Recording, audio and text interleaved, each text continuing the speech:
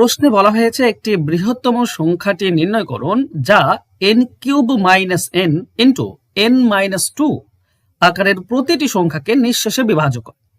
আচ্ছা, এখানে n এর মান কি না 2 এর থেকে বড় এটাও বলা আছে। তো এক কাজ করি, তুমি 2 এর থেকে যেহেতু বড় বলেছে n এর মান, তো এখানে আমি n এর মান 3 ধরলাম। তো 3 যদি আমি বসাই তাহলে আমি পাবো 3³ - 3 একটা, আর একটা পাবো n-3 3 - 2, n এর মান তো 3।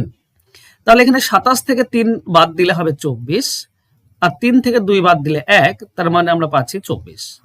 সংখ্যাটা 24। এবার খেয়াল করো, আমাকে বলেছে একদম ভাগ করা যাবে, তো 24 কে 6, 12 এবং 24 দিয়ে ভাগ করা যায়, 48 দিয়ে যায় না, তো 48 আমাদের অ্যান্সার হবে না। এবার প্রশ্নটা একবার খেয়াল করেছো, বৃহত্তম সংখ্যাটি নির্ণয় করো। এই 24 কোন বড় সংখ্যা দিয়ে ভাগ করা যাচ্ছে? 6, 12 আর 24 এর মধ্যে 24 দিয়ে।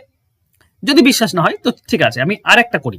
ধরো এখানে n এর মান তুমি 4 ধরো, তো n³ মানে আমরা পাবো 4 এর কিউব মাইনাস n মানে 4, আর এখানে হবে n-2 মানে 4 - 2। n এর আচ্ছা 4 এর কিউব মানে 64 থেকে 4 বাদ দিলে 60 ইন্টু 4 থেকে 2 বাদ দিলে 2, তার মানে হচ্ছে 120। এবার বলো 120 কে 6, 12, 24 তিনটি দিয়েই ভাগ করা যায়, কিন্তু প্রশ্নে বলেছে বৃহত্তম সংখ্যা, তো যেহেতু বড় সংখ্যাটা বের করতে হবে, মানে 24 হবে আমাদের উত্তর।